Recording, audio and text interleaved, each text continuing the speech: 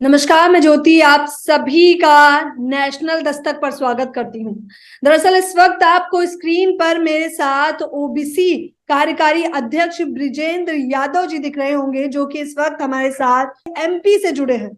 इन दिनों कई सारे मुद्दे चल रहे हैं, जैसा कि आपने महिमा का एक केस देखा होगा, जहां पर एक लड़की एग्जाम तो पास कर लेती है, लेकिन जब प्रैक्टिकल इंटरव्यू देने जाती है तो वहां पर बस नीची जाति के होने का भुगतान करना पड़ता है, दलित जाति होने का भुगतान करना पड़ता है। जी हाँ, आपने बिल्कुल सही सुना। दरअसल उसका इंटरव्यू जिसमें 20 अंक लाने चाहिए थे, उसे मात्र 18.5 अंक मिलते हैं।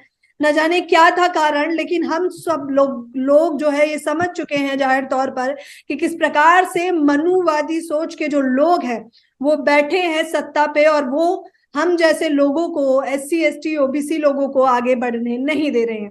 इसी विषय पर चर्चा करने के लिए इस वक्त मेरे साथ जुड़े हुए हैं। सबसे पहले सर, मैं आपका स्वागत करना चाहूंगी। नमस्कार सभी नेशनल दस्तक की आपकी टीम का हमारी ओबीसी महासभा मध्य प्रदेश की ओर से नमस्कार पहुंचे आप सभी लोगों को। सर, मैंने देखा कि आप पिछले कई दिनों से लगातार जो है एमपी में भी कार्यक्रम चल रहे हैं ओबीसी महासभा को लेकर, उसके बारे में जनता को कुछ बताएंगे आप? सबसे पहले तो मैं आपके नेशनल दस्तक को धन्यवाद देना चाहता हूं। हम लोग तो मध्य प्रदेश में लड़ रहे हैं, आप लोग देश आपकी आदरणीय शंभू कुमार जी और आपकी पूरी टीम, हम लोगों ने 28 जनवरी दिल्ली में भी कार्यक्रम किया था, हमारा राष्ट्रीय अधिवेशन, उसमें भी आप लोगों ने बढ़ चढ़ के हिस्सा लिया था। आप लोग दिल्ली के जंतर मंतर में लगातार मुद्दे उठा रहे हैं देश के सामने, उमरवादी ताकतों के साथ, पूरी ताकत के साथ आप लोगों का चैनल और आप लोगों की पूरी टीम लड़ाई लड़ रही। हम बधाई शुभकामनाएं देना चाहते हैं। दूसरा, आपने अभी एक हमारी बहन का जिक्र किया कि एसटी की बहन थी जिसका मजिस्ट्रेट के परीक्षा में पास हो गई, उसके बाद उसको इंटरव्यू में मनुवादी विचारधारा के लोगों ने हम्म। उस बालिका को कम अंक देकर बाहर किए। ये आज से नहीं, इतिहास उठा के देख लो, 3000 वर्षों से इनकलाब का अंगूठा हमेशा काटा गया है। हम चूंकि मध्य प्रदेश में काम करते हैं आदरणीय, हम आपको बता देना चाहते हैं, मध्य प्रदेश में हमारी ओबीसी की 54% आबादी है। हमें मात्र अभी 14% आरक्षण कागजों में, और हमें मात्र जमीनी स्तर पर 4% आरक्षण मिला है। और हमारे एसटी के जो भाई है मध्य प्रदेश में 22% आबादी है, उनको भी अभी 15% आरक्षण दिया गया है। वो एसटी के साथ भी अन्याय हो रहा है। एससी की आबादी मध्य प्रदेश में 16% है, उनको 11% आरक्षण मिल रहा है, उनका भी 5% आरक्षण खाया जा रहा है। मध्य प्रदेश में अभी आपको एक वो डाटा डालूंगा। कल विधानसभा चल रही हमारे मध्य प्रदेश में, विधानसभा में कुछ हमारे एमएलओ से हमने आवाज उठवाई थी, जो हमारे दलित पिछड़ा वर्ग के एमएलए थे। उन्होंने मध्य प्रदेश में शिवराज सिंह चौहान ने खुद माना है कि दलितों पे मध्य प्रदेश में आदिवासियों पर सबसे ज्यादा अत्याचार हो रहा है।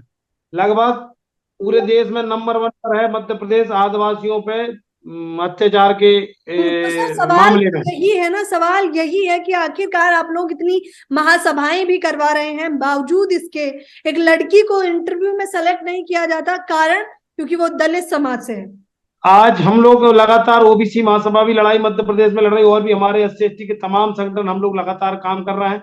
हमारे यहाँ भी आपने 2 साल 1.5 साल पहले देखा है, पंचायत के चुनाव आए तो यहाँ आरक्षण खत्म कर दिया गया था, तब हमने लड़ाई लड़ी। मध्य प्रदेश में 27% आरक्षण के हिसाब से हमारे शिक्षकों की भर्ती हो गई, और 22 मार्च से लगातार डीपीआई के सामने 13% होल्ड बच्चे, 4,000 छात्र लगातार धरने पे बैठे हैं लोक शिक्षण संचालय के सामने। मुख्यमंत्री, उनका मंत्रिमंडल का कोई सदस्य उनसे मिलने तैयार नहीं है। हम लोग लड़ाई लड़ रहे हैं, नेमावर की लड़ाई भी हमारे दलित एससी एसटी ओबीसी के संगठन लड़ाई। अभी मध्य प्रदेश में एक बच्ची का बलात्कार करके, एक दलित बच्ची का बलात्कार कर दिया, उसके बाद वहां पे जब जनता इकट्ठी हुई पुलिस थाने में, जब ऊधम हुआ तो पुलिस ने लाठीचार्ज किए, बंदूक की गोली चाली, और एक आदिवासी बच्चे को भी वहां खत्म कर दिया गया। वो परसों की घटना है, वो भी बवाल मचा हुआ है मध्य प्रदेश में। पूरे जोर शोर से चरम पर है अन्याय अत्याचार, नौकरियां खाई जा रही हैं, संविधान बदला जा रहा है, आरक्षण खत्म किया जा रहा है, और जो जो आवाज उठा रहा है उनकी आवाजों को दबाने का काम कर रहे हैं बिल्डोजर चला रही सरकार, भारतीय जनता पार्टी की मनुवादी सरकार है। और ये बड़ी विडंबना है, मैं आदरणीय आप सब लोगों को बता देना चाहता हूँ। ये हमारे यहाँ का मुख्यमंत्री लगातार 2005 से शिवराज सिंह, उससे पहले वो भारती बाबूलाल गौर मुख्यमंत्री रहे, 20 साल से यहाँ पे पिछला वर्ग के मुख्यमंत्री हैं। बीच में 1 साल कमलनाथ की सरकार आई 15 महीने के लिए, और यहाँ पे उसके बाद लगातार आरक्षण, संविधान, एससी एसटी पर सभी चारों तरफ से अन्य अत्याचार हो रहा है। पिछला वर्ग का मुख्यमंत्री अपने आप को पिछला वर्ग का बताती अच्छा, है, देश आपने का एक प्रधानमंत्री बहुत लोग। बड़ा मुद्दा उठाया था, आदिवासी समाज पर भी अभी तक अत्याचार लगातार जारी है। वो थोड़ा बताना चाहेंगे कि किस प्रकार का अत्याचार किया जा रहा है उन पर? मध्य प्रदेश में अभी लगातार 4-5 इतने बड़े घटनाक्रम हो गए हमारे आदिवासी भाइयों के साथ, दलित बच्ची के साथ बलात्कार कर कर उसको जेसीबी से गड्ढे खोदकर परिवार के सदस्यों को, चारों सदस्यों को जमीन में गाड़ दिया था अभी 1 साल पहले। उसके बाद अभी मध्य प्रदेश में लगातार 3 घटना बलात्कार और मर्डर के केस, अभी अभी अभी हाल ही में 2 महीने के अंदर 3 घटना अभी हुई है मध्य प्रदेश के अंदर, और बवाल मचा हुआ है। और जहां जहां आदिवासियों की जंगलों में जमीन थी, उन जंगलों से उनको खदेड़ा जा रहा है, जेसीबी बुलडोजर चलाया जा रहा है, आदिवासियों को केस लगाकर जेलों में डाला जा रहा है। मध्य प्रदेश में अभी आदिवासी, कम से कम बता रहा हूँ, 30% से ज्यादा आदिवासी जेल के अंदर मध्य प्रदेश की जेलों में अभी इस समय मैं आपको ऑन रिकॉर्ड उसकी कॉपी आपको उपलब्ध करा सकता हूँ। सबसे ज्यादा दलित, सरकार कह आदिवासी, रही है कि ओबीसी के लोग खदेड़ा नहीं जेलों जा में। रहा है, दरअसल सरकार कह रही है खदेड़ा नहीं जा रहा है, बल्कि अवैध अतिक्रमण, जो लोग जबरदस्ती सरकार की जमीन पर बसे हुए हैं, उन्हें हटाया जा रहा है। देखिए, आदिवासी भाई देश के मूल्यवासी हैं, और आदिवासियों की परंपरा शुरू से जंगलों से उनका जुड़ाव रहा है। जन जन जंगल जमीन की वो लड़ाई लड़ रहे हैं, उनका पूरा अधिकार है, उनका पूरा जीवन जंगलों में चला गया है।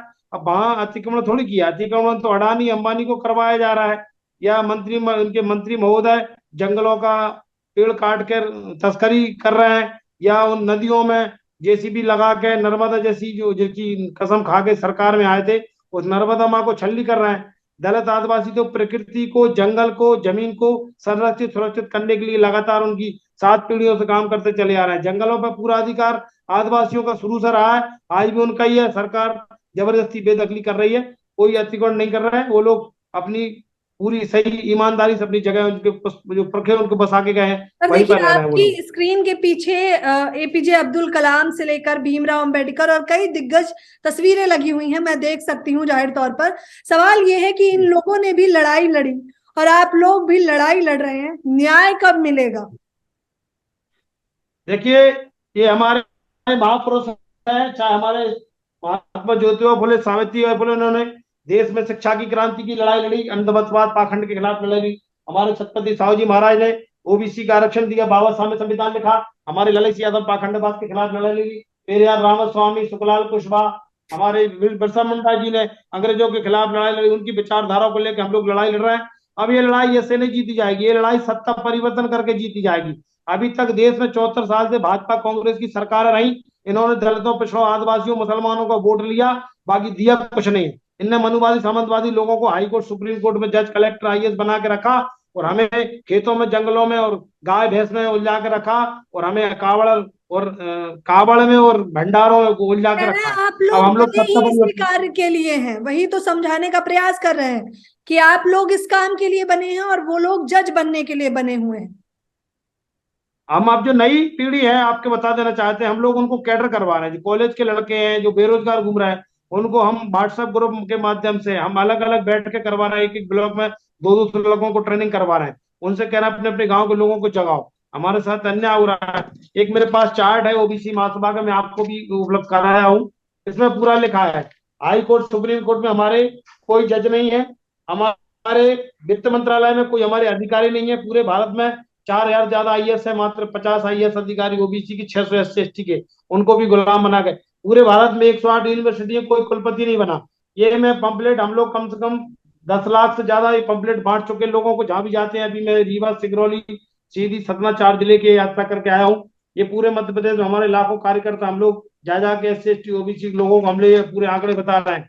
हमारी कहाँ उपस्थिति है, विधानसभा में कोई आरक्षण, लोकसभा में आरक्षण नहीं, न्यायपालिका, मीडिया, निजी क्षेत्र में हम सब बता रहे हैं। हमारे जो महापुरुष हैं उनकी भी हम इसमें गाथा पूरी बना के रखे हैं, हमारे महापुरुषों ने क्या लड़ाई लड़ी है। जितना हमसे बन रहा है कर रहा है, बाकी आपके जो चैनल के माध्यम से जितनी क्रांति हो रही है, उतना शायद हम लोग नहीं कर पा रहे हैं।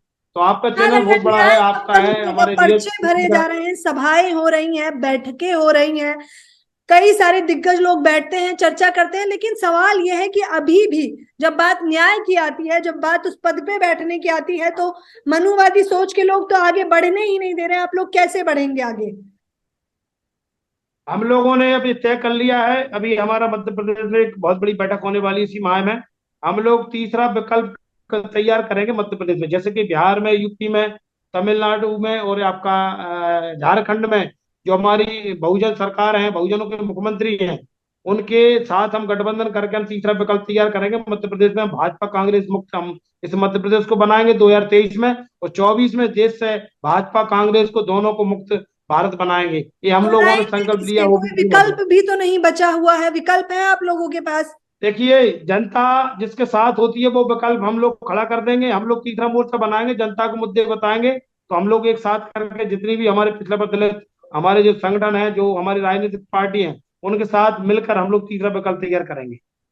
आपको बता दूं, अभी कुछ दिन पहले दरअसल प्रिया दास का भी एक वायरल वीडियो सामने आया था, जिसमें एक लड़की सिगरेट पी रही थी और मनुवादी जो बुक है, मनुवाद की बुक जो उसे जला रही थी, मनुस्मृति को उसे जला रही थी, उसका भी जमकर विरोध किया गया कि दलित समाज में यही शिक्षा दी जाती है, लड़कियों को चार दीवारी में रहना चाहिए, लेकिन अफसोसन ये लोग मुंह में सिगरेट लेके मनुस्मृति को जलाती हैं। देखिए, देश में ये तो चूंकि राजनीतिक घटनाक्रम बना रहे हैं वो लोग। जब हमारी बहन बेटियों का बलात्कार हो रहा है तब मनुवादी और मनुस्मृतियों को कोई संस्कार नहीं दिया जाता। हमारे आरक्षण का विरोध कर रहे हैं, हमारे संविधान को बदला जा रहा है, इनको कोई पाप नहीं लग रहा है, इनको अच्छे संस्कार हैं। ये भारत की 90% जनता को गुलाम बना के रखा है मनुवादियों ने, सामंतवादियों ने, तब इनको पाप नहीं लग रहा, तब इनके संस्कार झलक रहे हैं। इस देश में मैं भारत के 70 मैं विश्व के 70 देशों का खोल खोल के पढ़ चुका हूँ ऐसा। तो भारत में जो सिस्टम चल रहा है वो किसी भी अमेरिका, इंग्लैंड से बड़े बड़े देश है जहाँ बड़ी बड़ी इंडस्ट्री, उद्योग, बड़ी बड़ी कॉलेज, स्कूल चल रहे हैं, वहां कोई किसी प्रकार का शोषण, अन्याय, अत्याचार नहीं है, न जातियां हैं। यहाँ भारत में 6,743 जातियां और उसके बाद वर्ग शायद हमें टुकड़ों में बांट रखा है। ये पाप कौन ने किया? ये मनुस्मृति में जो लिखा है, मनुस्मृति को जो लोग मान रहे हैं वही तो ये पाप कर रहे हैं। कह हमारे रहे लोग हैं थोड़ी पाप कर आरक्षण रहे हैं। की भीख आप लोग कब तक मांगते रहेंगे? आप लोगों को उसको देखिए, आरक्षण अधिकार कोई नहीं बोला जाता बल्कि भीख बोला जा रहा है, कहा जा रहा है आप लोग भीख कब तक मांगते रहेंगे? देखिए, आरक्षण कोई भीख नहीं होती। आरक्षण का मतलब होता है हमारी संख्या ज्यादा है, हमें प्रतिरोध करने का मौका मिलना चाहिए। मैं गांव से आता हूं तो मैं एक बात जानता हूं, एक बाप के 4 बेटे हैं, उसके पास 100 बीघा जमीन है। सीधा सिस्टम है, 25-25 बीघा चारों बेटों के हिसाब में आना चाहिए। ये हमारी लड़ाई है। ये बात मैं नहीं कह रहा। 340 अनुच्छेद भारतीय संविधान डॉक्टर बी आर अम्बेडकर द्वारा लिखित कानून प्रावधान कह रहा है हमें हिस्सेदारी चाहिए, और उसको हम आरक्षण कह रहे हैं, उनको प्रतिरोध कर रहा है। ये कोई भीख नहीं है, और भीख मांगने से मिलेगी, अब न जो देने वाले हैं। हम लोग हमारे संविधानिक अधिकार के लिए हम छीनेंगे, झपटेंगे, लड़ाई लड़ेंगे, इनको सत्ता से बाहर करेंगे, संविधान का राज होगा, हम लोग सत्ता में भागीदारी करेंगे। हमारे महापुरुषों का जो अधूरा सपना है देश में, हम उसको पूरा करने के लिए कृत संकल्प होकर हम लोग काम कर रहे हैं। क्या लग रहा है अभी महिमा के साथ जिस प्रकार से हुआ था, लग रहा है इस प्रकार से कहीं दलित समाज के लोग ऊंचे तबके पर बैठ पाएंगे? बिल्कुल। आज देखिए, भी, आज अभी भी बैठ पाएंगे? क्योंकि अभी भी हम कह रहे हैं 21वीं शताब्दी में जी रहे हैं, विकास की बात कर रहे हैं, अफसोसन महिमा जैसी लड़कियां पिछड़ती जा रही हैं कुछ मनुवादी सोच के लोगों की वजह से। मैं एक बात और आपके चैनल के माध्यम से बता देना चाहता हूँ। जब तक व्यक्ति पे प्रेशर और परेशानी नहीं आती तब तक जागता नहीं है। जितना भी शोषण हो रहा है, एक कहावत है, विनाश काले विपरीत बुद्धि, जब जब नाश मनुष्य पे छाता है तो पहले विवेक मर जाता है। इन मनुवादी सामंतवादी लोगों की बुद्धि खराब हो चुकी है। ये जितना शोषण कर रहा है हमारे SC ST OBC, उतना हमारा SC ST OBC वर्ग अब जाग रहा है। और नई पीढ़ी तो लगभग लगभग 95% जाग चुकी है। और आप देखेंगे मध्य प्रदेश में के साथ साथ अभी 9 राज्यों में चुनाव होना विधानसभा के, अगले 1 साल के अंदर आप रिजल्ट देखेंगे। और सारे राज्यों से भारतीय जनता पार्टी की विधायी अडानी अंबानी के साथ अमित शाह और मोदी ये झोला लेकर विदेश को चले जाएंगे, पूरे भारत की संपत्ति बेच दी है, ये हमारे नौजवानों को पता चल चुका है। और हम लोग अब परिवर्तन लाएंगे। हमारी बहन जो अभी आपने जिसका जिक्र किया, वो मजिस्ट्रेट नहीं, सुप्रीम कोर्ट की मुख्य न्यायाधीश बनेगी। हम आने वाले समय में ऐसा सिस्टम तैयार कर रहे हैं। लेकिन देखिए, लोग तो कह संविधान की रहे हैं ताकत भाजपा 30 तक भी नहीं जाएगी, 24 तो बड़ी दूर की बात है, वो तो भूल जाइए आप। कह रहे हैं 30 तक भी नहीं जाएगी, अच्छे दिन और विकास जो लेकर आए हैं। अभी मध्य प्रदेश की मैं बात करूं, अभी 6 महीने पहले भी यहाँ पे लगभग 8 महीने पहले चुनाव हुए, नगर पालिका, ग्राम पंचायत, जिला पंचायत के। यहाँ पे मध्य प्रदेश में हम लोगों ने, हमारे OBC महासभा, JS, गोंडवाना, तमाम भीम आर्मी के संगठनों ने आंदोलन किए। इसमें भारतीय जनता पार्टी की जमीन हिल गई। इन्होंने आधी सीटों पर कब्जा करा है, प्रशासन की दम पे, पैसे की दम पे, पुलिस की दम पे। बाकी जनता इनको बिल्कुल नहीं चाह रही। जनता के दिलो दिमाग से भारतीय जनता पार्टी और इनके नेताओं की बिल्कुल टोटल तस्वीर डिलीट हो चुकी है। ये जबरदस्ती सिर्फ कुछ गोदी मीडिया को उन्होंने गोद में ले रखा है पैसे की दम पर, तो मीडिया उनको टीवी ऑफ दिखा रही। और हम लोगों ने तो टीवी देखना ही बंद कर दिया। मैं नौजवानों से कहता हूँ टीवी में ताला लगा दो। टीवी क्या बता रही है? टीवी से साबुन सोडा शैम्पू जो अडानी अंबानी की कंपनियों में प्रोडक्ट बना उनको बता रही है, और फर्जी राष्ट्रवाद बता रही है, मोदी और अमित शाह के शहरों को लेकिन योगी पब्लिसिटी जी कर रही तो है। कह रहे हैं मात्र 53 लाख लोगों को रोजगार दे दिया है, 93 लाख लोगों को रोजगार दे दिया है, और 3 लाख 1,000 करोड़ का निवेश किया है मात्र यूपी में। बड़े बड़े होर्डिंग लगे हुए हैं हर जगह उनके। देखिए, ये भारतीय जनता पार्टी ताकत से झूठ बोलती है, बार बार बोलती है, लोगों को इनकी बातों में अब विश्वास आने वाला नहीं है।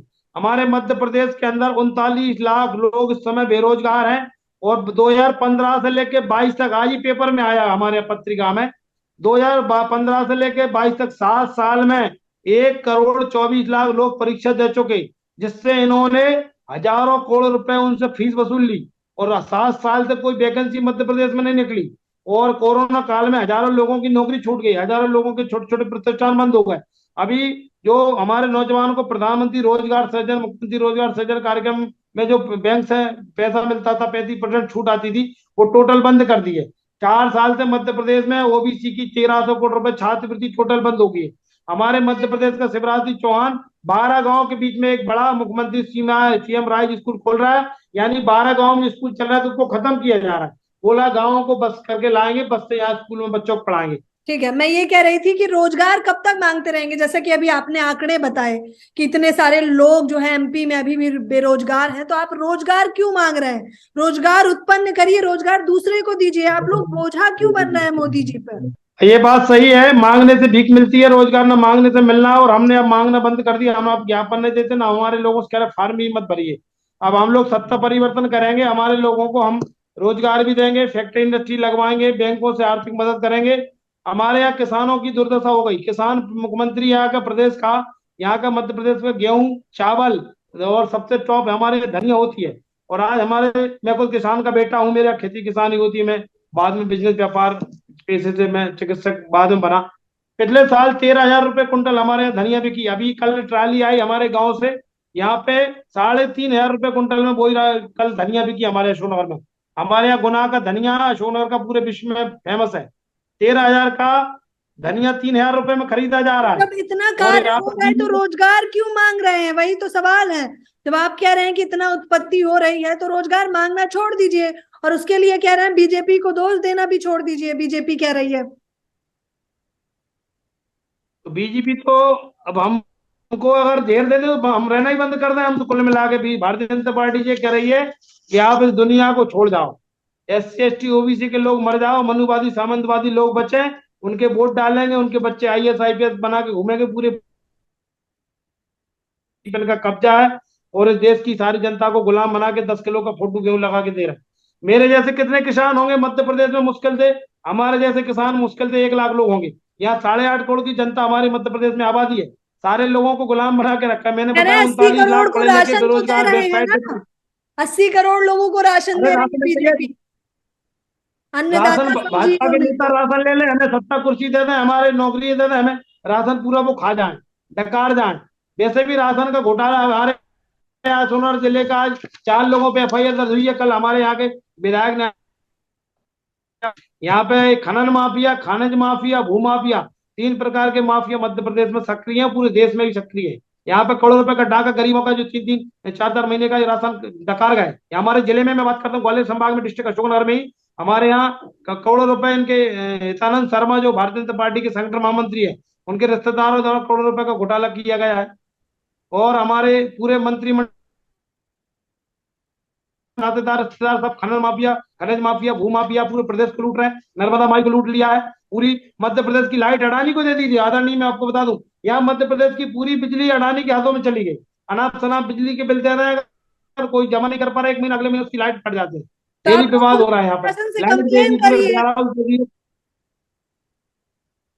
जी, पुलिस प्रशासन से कंप्लेन करिए आप लोग, अगर इतनी दिक्कतें आ अरे रही हैं। पुलिस भी उनकी है, पुलिस भी उनकी है, गृह मंत्री जी पूरी पुलिस को संरक्षण दे रखे हैं। आप देख लीजिए, पुलिस ने कल गोली कांड में मऊ में हमारे दलित भाई को गोली मार के खत्म कर दिया। एक खत्म हो गया, एक की पैर में गोली लगी है, उसका आज ऑपरेशन हो रहा है। पुलिस भी उनके सारे में काम कर रही है। कानून नाम की कोई चीज नहीं बची मध्य प्रदेश में, देश के अंदर। ED और CBI का लालू जी परिवार को परेशान किया जा रहा है। मैं मध्य प्रदेश में 35 करोड़ रुपए में यहाँ 25 विधायकों का सौदा हुआ था 2020 में, उपचुनाव हुआ था। ये ज्योतिरादित्य सिंधिया कांग्रेस ने मिलकर कहा किसानों का कर्जा माफ करेंगे। इन्होंने 35 करोड़ रुपए में कांग्रेस की सरकार छोड़ के भाजपा की सरकार बना ली। लोगों ने विश्वास किया सिंधिया है किसानों का कर्जा माफ कराएगा, किसानों का कर्जा माफ नहीं कराया। 35 करोड़ रुपए में कर्नाटक में जाकर मंडी लगाई। उन विधायकों की जांच हो, उनके मंत्रियों के पास हजारों करोड़ की संपत्ति इकट्ठी कर ली मध्य प्रदेश में, और केंद्र में उनकी ईडी सीबीआई जांच क्यों नहीं कर रही? भारतीय जनता पार्टी ऐसा गंगा जल भजाओ शुद्ध हो जाते हैं, कोई भी पापी पहुंच जाए है। मुलायम सिंह जी के परिवार को, लालू जी के परिवार को, नीतीश कुमार जी के और जो हमारे जितने विपक्ष में नेता उठ रहे हैं उनके साथ कार्रवाई कर रही केंद्र की ईडी और सीबीआई जांचों पर लोगों को अब विश्वास खत्म हो गया। उन्होंने अपनी मर्यादा पूरी खत्म कर ली है। अब तो देश में तानाशाही चल रही है। मोदी, अमित शाह, अडानी, अंबानी 4 लोग पूरे देश को चला रहे हैं। तो आप बताइए। अच्छा, मैं आपसे आखिरी सवाल पूछना चाहूंगी। आप लोग क्या कह रहे हैं कि आप लोग अंगूठा नहीं देंगे, गुरु दक्षिणा नहीं देंगे? अब नाम इनको गुरु दक्षिणा देंगे, ना इनके पैर पड़ेंगे और नाम अंगूठा देंगे। अब तो हम अपने अधिकार छीनेंगे, लड़ेंगे, संघर्ष करेंगे, इनको सत्ता से बाहर दिखाएंगे। संविधान का राज होगा, सत्ता में हमारी भागीदारी होगी। SC, ST, OBC, बहुजन जो 90% हमारी देश में आबादी है, उनका राज आएगा और ऐसा आएगा। एक समय सीमा भी बता दीजिए कि आखिरकार ये कब होगा, क्योंकि महासभा में बातें होती है। मध्य प्रदेश में 2023 में हो जाएगा, 24 में पूरे देश में खेला हो जाएगा। खेला SC, ST और OBC बहुजनों की सरकार देश के अंदर बनेगी। खेला हो जाएगा। लग रहा है बीजेपी का सफाया कर देंगे आप लोग मिलकर। बिल्कुल, हम लोगों ने दृढ़ संकल्प लिया। आपके चैनल के माध्यम से कहना चाहता हूं, आज दिनांक 19 आज 18 मार्च है। 18 मार्च 2023 को मैं पूरे होश और आवाज के साथ, और मैं संविधान की उसमें विश्वास रख के मैं परमपिता परमात्मा से भी प्रार्थना कर रहा हूं, मेरी वाणी और मेरे कर्म से जो बात निकल रही है वो सत्य हो। ये आज मैं से भारतीय जनता पार्टी का और मनुवादी सामंतवादी ताकतों का हम लोग सफाया कर देंगे। सुपड़ा साफ हो जाएगा। इस देश में पिछड़ों का, दलितों का, आदिवासियों का लंबे समय तक राज रहेगा। ये मैं आपके चैनल के माध्यम से देश के नागरिकों से गुजारिश करना चाहता हूँ, और हमारी पूरी टीम इस काम में लगी हुई है। तो देख लीजिए, ब्रिजेंद्र यादव जी साफ तौर पर कह रहे हैं कि 24 में सुपड़ा साफ हो जाएगा बीजेपी का, और जाहिर तौर पर ये बताने का प्रयास कर रहे हैं कि जिन दावों पर सत्ता में लोग आए थे, अफसोसन वो दावे पूरे नहीं हुए। अब इनका मानना है कि द्रोणाचार्य को जो अंगूठा अभी तक देते आ रहे थे, अब अंगूठा बिल्कुल नहीं दिया जाएगा, गुरु दक्षिणा नहीं दिया जाएगा, बल्कि हक, अधिकार और संविधान की बात की जाएगी। ब्रिजेंद्र यादव जी, मैं आपका धन्यवाद करना चाहूंगी हमारे साथ मीटिंग में जुड़ने के लिए। धन्यवाद। धन्यवाद आपका, पूरी चैनल टीम का नमस्कार। जय OBC, संविधान, जय मध्य प्रदेश। नेशनल दस्तक की आपसे गुजारिश है कि अगर इसको बचाना चाहते हैं तो नेशनल दस्तक को सब्सक्राइब करने के लिए रेड कलर के सब्सक्राइब बटन को दबाएं, फिर बेल आइकन की घंटी दबाएं। नेशनल दस्तक को बचाने के लिए बहुत जरूरी है कि हर खबर को शेयर करें, लाइक करें, कमेंट जरूर करें।